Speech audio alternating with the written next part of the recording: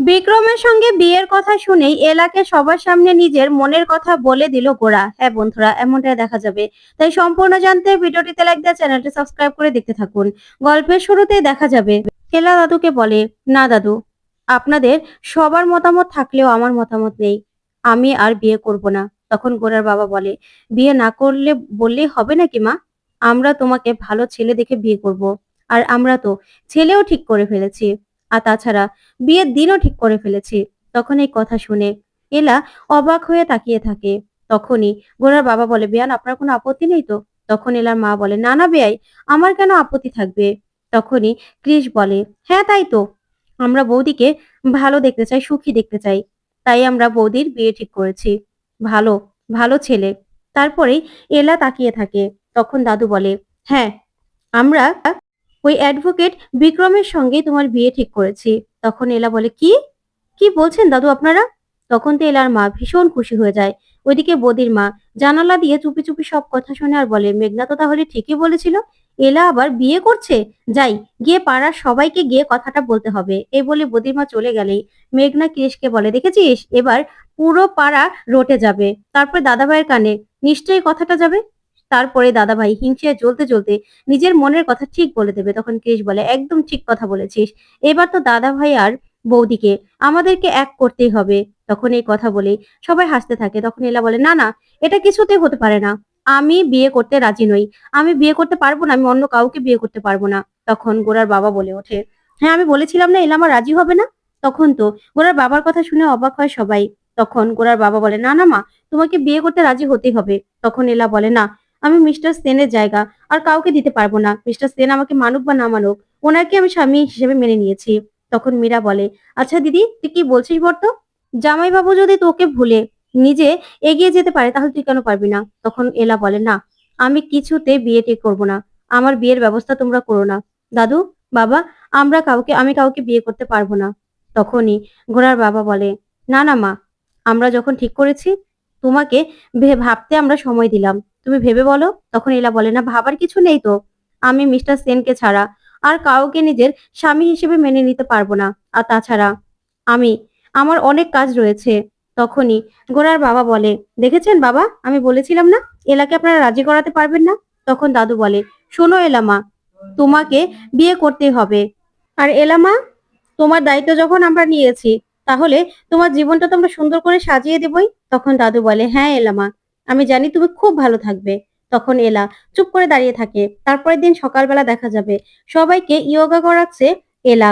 তখনই গোরা পিছন থেকে দাঁড়িয়ে দাঁড়িয়ে এলাকে দেখছে আর মনে মনে বলছে, এলা, আমি তো আজকে চলেই যাব, তার আগে আপনার হাসি মুখটা দেখার জন্যই আমি এখানে আসলাম। আমি চাই আপনি সব সময় এরকম ভাবে হাসি খুশি থাকুন, সবার সঙ্গে খুব ভালো থাকুন, এটাই চাই আমি। তখন এই কথাগুলো বলেই গোরা তাকিয়ে থাকে। তারপরে দেখা যাবে এলা সবার সঙ্গে ভীষণ খুশি।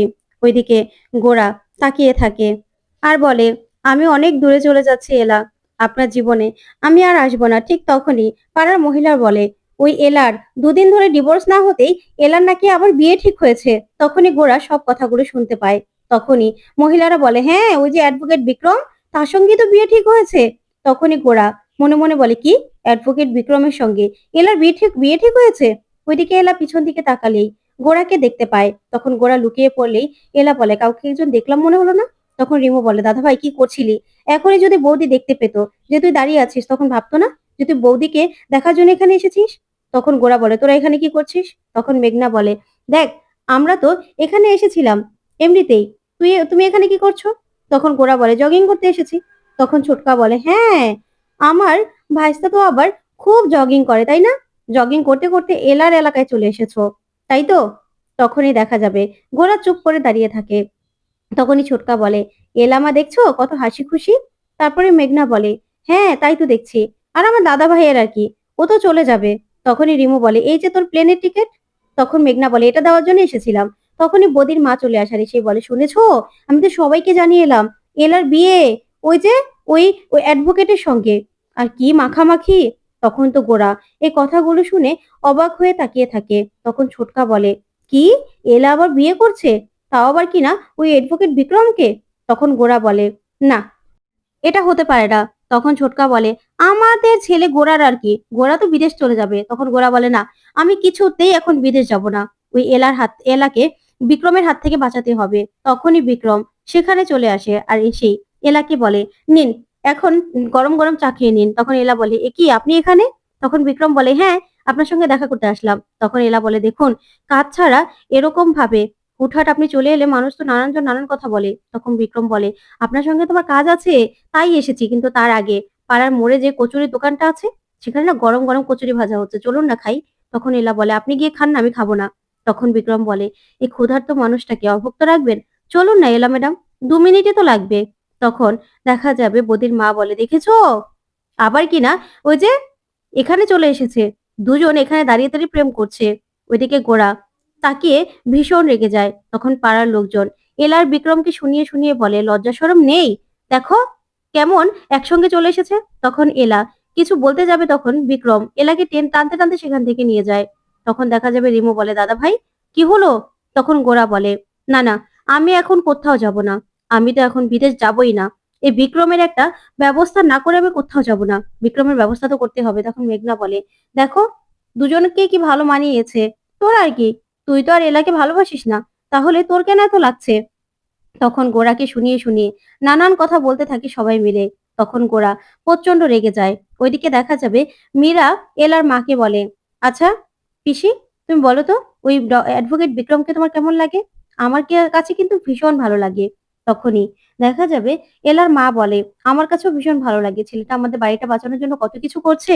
তখনই গোরা সেখানে চলে আসে আর সেই বলে, আচ্ছা আপনি কেমন মা, আপনার মেয়েকে আবার বিয়ে দিয়ে দিচ্ছেন? তখনই এলার মা বলে, হ্যাঁ বাবা বিয়ে দিয়ে দিচ্ছি, কারণ তুমি আমার মেয়েটার জীবনটাকে একদম শেষ করে দিয়েছো। তখন গোরা বলে, মানে আমি কি করেছি?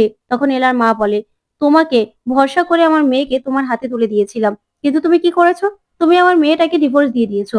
এবার আমার মেয়েকে আমরা কার সঙ্গে বিয়ে দেবো না দেবো সেটা তো আমরা ঠিক করব। তখনই গোরার কাকাই বলে, হ্যাঁ তাই তো, আপনারাই তো ঠিক করবেন, কিন্তু সেই জন্য ওই অ্যাডভোকেট বিক্রমের সঙ্গে? তখনই গোরা তাকিয়ে থাকে আর বলে, দেখুন আমার মনে হয় না এই অ্যাডভোকেট বিক্রম ভালো ছেলে। তারপরে দেখা যাবে সেখানে এলা চলে আসে আর এসেই বলে, আমার কার সঙ্গে বিয়ে হচ্ছে না হচ্ছে সেটা দিয়ে আপনার কি দরকার?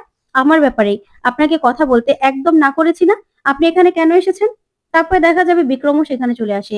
তখন গোরা বলে, আপনি আবার এই অ্যাডভোকেট বিক্রমকে বিয়ে করছেন? আপনি বুঝতে পারছেন না কি হচ্ছে এখানে?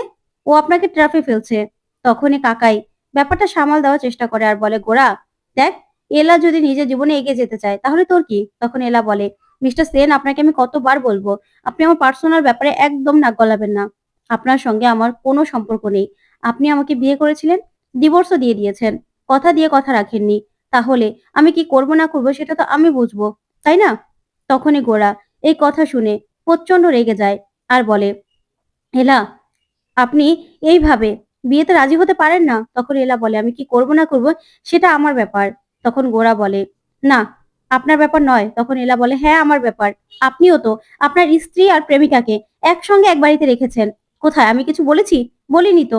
আপনি আপনার প্রেমিকার সঙ্গে যখন বিয়ের কার্ড আগেই ছাপিয়ে ফেলেছেন, তখন তখন কি আমি কিছু বলেছি? তখন এলার মা বলে, শোনো বাবা, তুমি আমার মেয়ের জীবনটাকে অতিষ্ঠ করে তুলেছিলে, তাই আমার মেয়ের জীবন আমি কি করব না করব আমি ঠিক করব। তারপরে দেখা যাবে গোরা সবার সামনে এলাকে বলে, এলা আপনি এটা করতে পারেন না, আপনি এইভাবে বিয়েতে রাজি হতে পারেন না। তখন এলা বলে, আমি পারি, সবকিছু পারি। ওইদিকে দেখা যাবে কাকাই গিয়ে এলার মাকে বলে, বিয়ের মেনু কি আমাদের কি বলুন না, আমাদেরও ভালো লাগবে। তখনই দেখা যাবে এলার মা গোরাকে বলে, শোনো বাবা, তোমাকে আমি খুব ভালো জানতাম, আর আমি আমার মেয়েকে তোমার হাতে তুলেও দিয়েছিলাম, কিন্তু কি হলো বলো? তুমি আমার মেয়েটাকে সেই বাড়িতে পাঠিয়ে দিলে, 6 মাসের জন্য কন্ট্রাক্ট ম্যারেজ করলে। আমরা কি কিছু বলেছি? বলিনি তো। আমাদের অসহায়ত্বের তুমি সুযোগ নিয়েছো। তখনই দেখা যাবে অ্যাডভোকেট বিক্রম কথা বলার ভান করে এলাকে নিয়ে কোথায় যাবে সেটা গোরাকে শুনিয়ে দেয়। তখন গোরা বলে, ওইখানে যাবে? ওটা তো একটা নির্জন রাস্তা আর অনেক দূরে। তখন ক্রিস বলে, মনে হচ্ছে ওরা লং ড্রাইভে যাবে। তারপরে দেখা যাবে গোরা বলে, না না এটা হতে পারে না।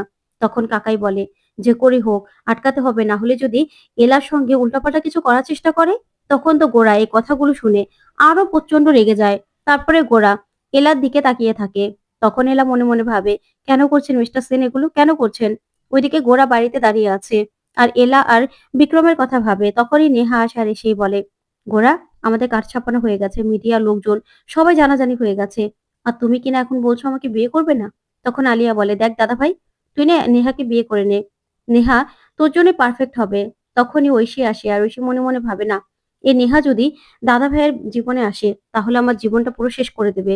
যে করে হোক বিয়েটা ভেস্তে দিতে হবে। কিন্তু বুঝতে দিলে চলবে না যে আমি চাই এই বিয়েটা না হোক।"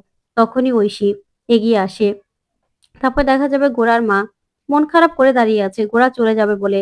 তখন ঐশী আসে আর বলে, "দাদা ভাই, দেখুন, এইভাবে নেহার সঙ্গে বিয়েটা ভেঙে দিলে মানুষ কি বলবে? তার থেকে কম হলেও আই ওয়াশ করার জন্য হলেও এনগেজমেন্টটা তো করতে পারেন, তাই না? বিয়েটা নাই নাই করলেন।" তখন গোরা বলে, "আমি কিচ্ছু করব না, না এনগেজমেন্ট করব না আমি বিয়ে করব। আমি কিচ্ছু করব না বলে দিয়েছি, আমি করব না।" তখন এই কথা শুনে আলিয়া চমকে যায়। তখন নেহা বলে, "দেখো গোরা, তুমি আমার সঙ্গে এটা করতে পারো না। আমি তোমাকে ভালোবাসি। আর তুমিও তো আমাকে ভালোবাসতে।" তখন গোরা বলে, "কতবার বলবো আমি তোমাকে ভালোবাসি না নেহা?" তখন ঠাম্মি ইমোশনাল ব্ল্যাকমেইল করার চেষ্টা করে আর বলে, "দাদু ভাই, তুমি আমার কথাও রাখবে না? এই বুড়ো মানুষটার কথারও তোমার কাছে কোনো মূল্য নেই?" তখনই কাকুমণি চলে আসে আর এসেই বলে, "মা, গোরা যখন বিদেশ চলে যেতে চাইছে তাহলে চলে যাক না। তুমি কেন এরকম করছো? ইমোশনাল ভাবে বলবে না।" তারপরে দেখা যাবে রিমু বলে, "দাদা ভাই, তোকে না আমরা খুব মিস করব। বিশ্বাস কর, তুই তো চলে যাচ্ছিস। চলে যা। আমরা আর কি করব?" তখনই সুতপা আসে আর গোরাকে বলে, "গোরা, তুই সত্যি চলে যাবি? তোকে তো যেতে বারণ করব না ঠিক আছে। তারপরেও তোর জন্য না খুব কষ্ট হচ্ছে আমার।" তখনই গোরা বলে ওঠে, "না, আমি কোত্থাও যাব না। আমি এখন বিদেশে যাচ্ছি না।" তখন তো এই কথা শুনে ভীষণ খুশি হয়ে যায় সবাই। তো বন্ধুরা, কেমন লাগলো আজকের আপডেট? কমেন্ট করে জানাতে ভুলবে না। ধন্যবাদ।